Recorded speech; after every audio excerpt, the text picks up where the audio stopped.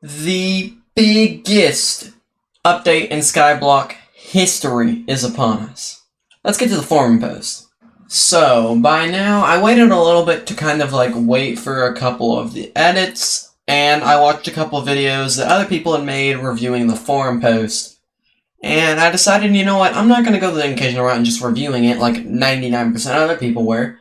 I want to show you guys the Better MAYORS update.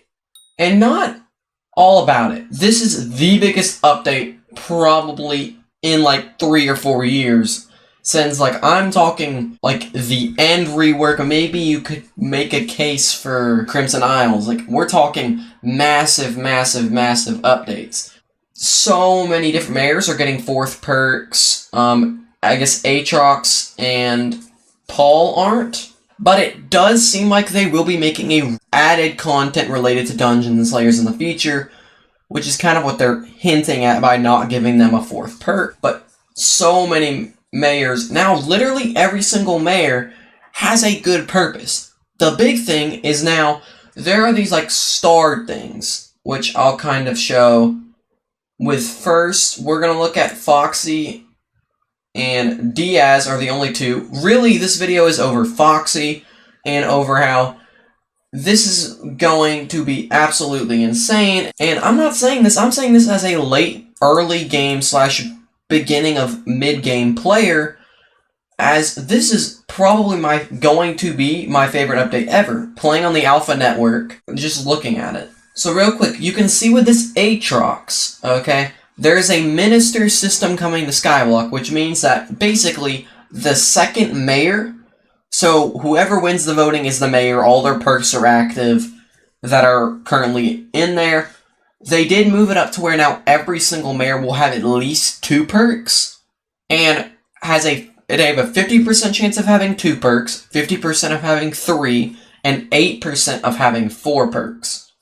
The minister system, though, is this little starred that goes beside the Slayer XP.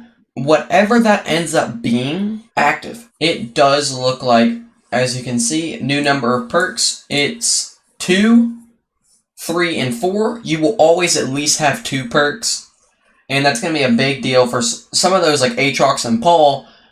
They weren't as good as 1 perks, but 2 perks means they'll pretty much always be able to be elected. We are getting so many different balance changes with mayors, and it actually does look like some of the mayors like Cole and stuff are actually kind of fading into irrelevancy. And you're like, wait a minute, there's so many terrible mayors.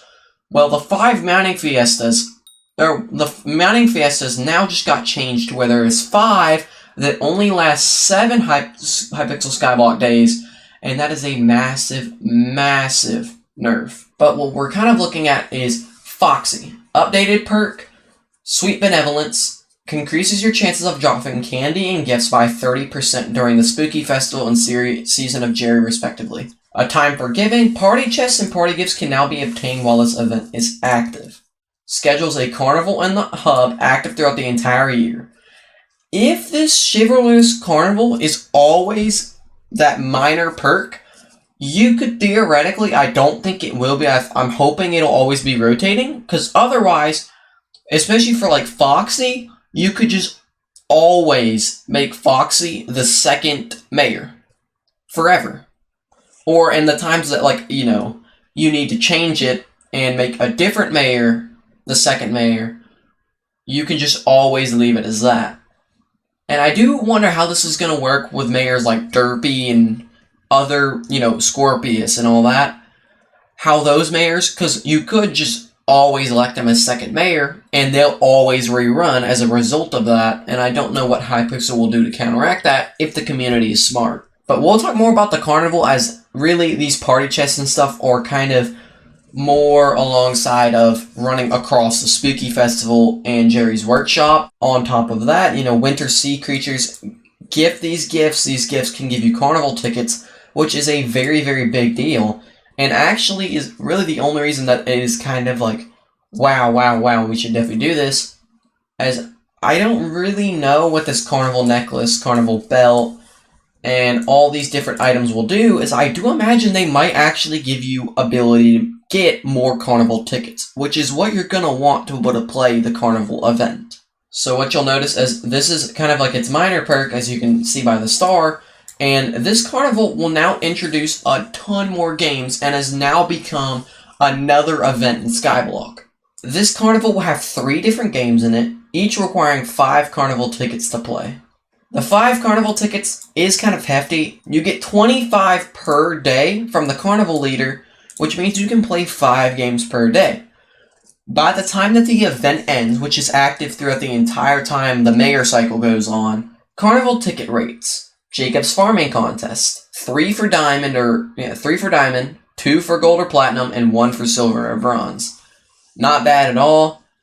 I do think that this is going to end up getting reworked, and you could check the patches. I haven't really looked at them, and I do think that this will change quite a bit.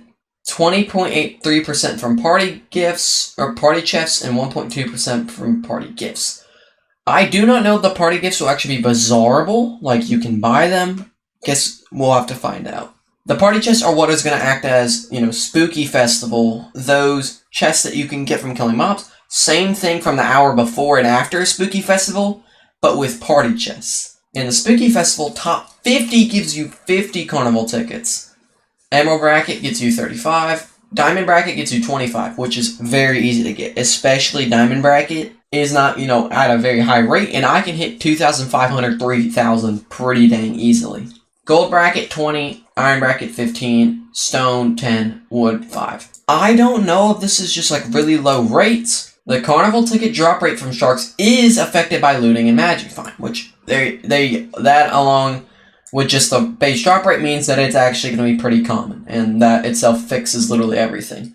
Be if you check out if you want a full form read on this, I will, but this will be granting Skyblock XP, it looks like, but not based on each individual minigame, which is something to kind of note.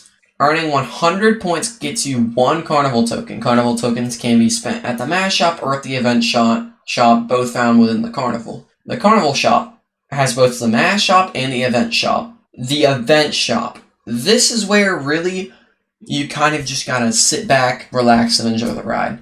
Because this honestly goes full circle where you can actually spend in the event shop on helping yourself get more candy. Get plus 2, 4, 6, 8, and 10% more candy from all sources during the Spooky Festival. Costs 50, 100, 150, 200, and 250 carnival tokens. More chance for spooky sea creatures, yet again, just adds. Trick or treat enthusiast, this one too. Increase your chances of finding trick or treat chests or party chests. And then there's also one that allows for you to try and drop more purple candy instead of green candy, which yet again is insane. There's the Jerry Workshop, which has, more gifts. Winter sea creatures. Insane.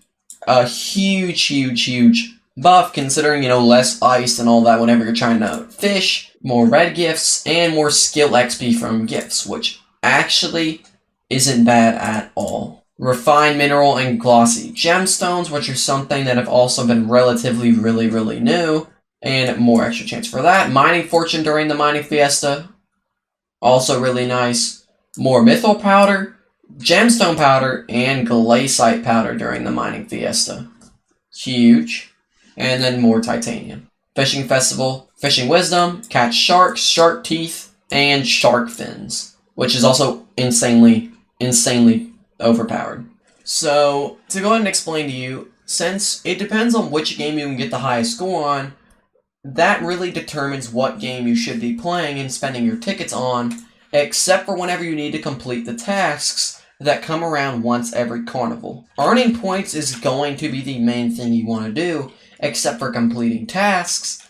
And since you kind of get a limited amount of tickets every day, and there isn't a lot of ways to kind of just earn them, you do kind of just gotta wait every day, and just try to complete objectives as much and as fast as possible.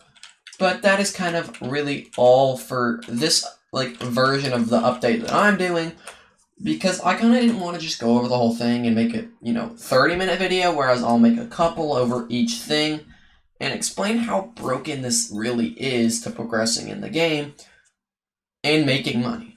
Hopefully you guys enjoyed, and I will see you guys in the next one.